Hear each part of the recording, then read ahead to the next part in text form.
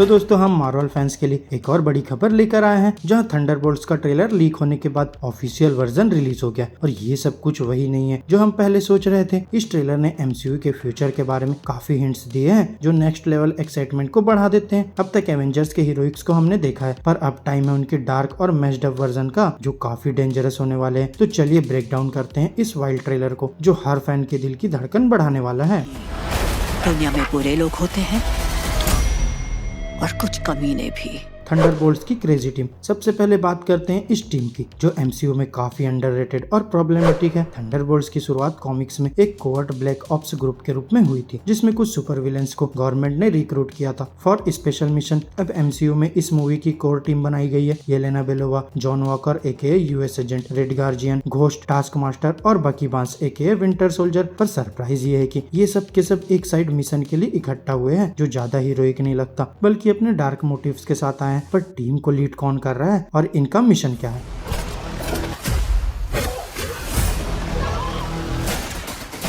Yelena Belova का emotional conflict. Trailer की शुरुआत होती है येलेना बेलोवा से, जो अब एक ट्रेजिक और कंफ्यूज्ड असेसन बन चुकी है। नताशा रोमानोफ की डेथ का गिल्ट अब तक उसके साथ है और वो अपने पास्ट से भागने की कोशिश कर रही है। इस बार उसका मिशन कुछ अलग है, अपनी रूट्स को समझना और एक नई टीम के साथ काम करना। ट्रेलर के एक सीन में वो अपने फादर एलेक्सी, रेड गार्जियन से कन्फ्रंटेशन करती है, जिसमें वो अपने इमोशंस को कंट्रोल नहीं कर पाती। येलेना का कैरेक्टर इस बार और ज्यादा वनरेबल और इंटेंस दिखेगा, जो मूवी का इमोशनल कोर बन सकता है।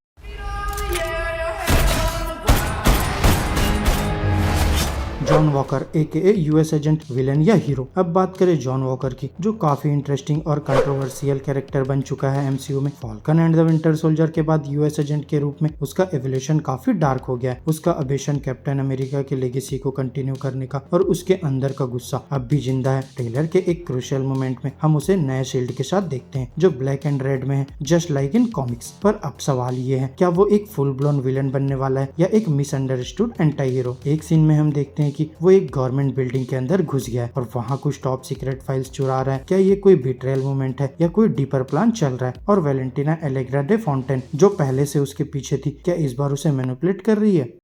तुम सब कितने क्यूट हो।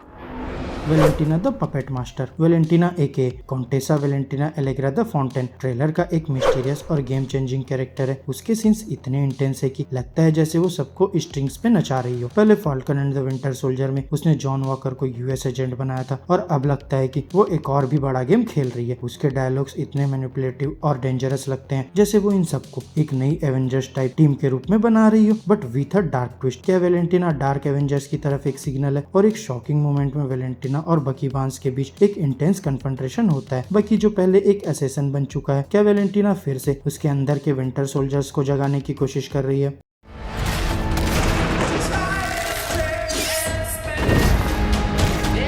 टास्क मास्टर और घोस्ट की वापसी। नेक्स्ट अप हमारे पुराने विलन्स का कमबैक होता है। टास्क मास्टर, जो ब्लैक विडो में देखा गया था, अब वापस आया है, लेकिन इस बार उसके मोटिव्स अब भी अनक्लियर है। टास्क मास्टर के एक फाइट सीन में हमें उसके नए कॉम्बैट मूव्स और एक पावरफुल वेपन दिखाई देता है। क्या वो येलेना से रिवेंज लेने आया है या वो अपने पुराने मास्टर के अंडर ही काम कर रहा है? और फिर घोस्ट, जिसे हमने एंटमैन एंड द वास्प में देखा था, उसका कैरेक्टर अब और भी अनप्रेडिक्टेबल बन गया है। ट्रेलर के एक सीन में घोस्ट को क्वांटम पावर से एक मिलिट्री फैसिलिटी को डिस्ट्रॉय करते हुए दिखाया जाता है। क्या इस बार घोस्ट का रोल थंडरबोल्ट्स के मिशन में क्रूशियल होने वाला है? और ये टीम कितनी टाइट है, ये देखने वाली बात होगी।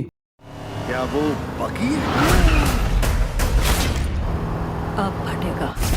बकी बांस the winter soldier dark past. अब बात करते हैं सबसे ज्यादा इंट्रिगिंग कैरेक्टर बकी बांस की। विंटर सोल्जर का रिडेम्पशन आर्क पहले से एमसीयू में एक्सप्लोर किया गया है, लेकिन इस बार लगता है कि बकी का पास्ट फिर से उसका पीछा कर रहा है। ट्रेलर के एक छोटे सीन में हमें बकी दिखाई देता है, जो एक डार्क और मिस्टीरियस वॉल्ट में घुस रहा है। वहाँ उसका सामना होता है कुछ होलोग्राम से, जो उसके पुराने विंटर सोल्जर्स मिशन के बारे में होते हैं। एक और इम्पोर्टेंट मोमेंट आता है, जिसमें बकी और John Walker face to face होते हैं और टेंशन बहुत हाई हो जाती है। लगता है कि इन दोनों के बीच एक अनफिनिश्ड बिजनेस है, जो अभी तक रिजॉल्व नहीं हुआ। क्या बकी फिर से एक एंटी हीरो बनेगा या उसका रोल इस मिशन में हीरोइज्म का रहेगा? दुनिया में कुछ लोग अच्छे होते हैं और कुछ लोग बुरे।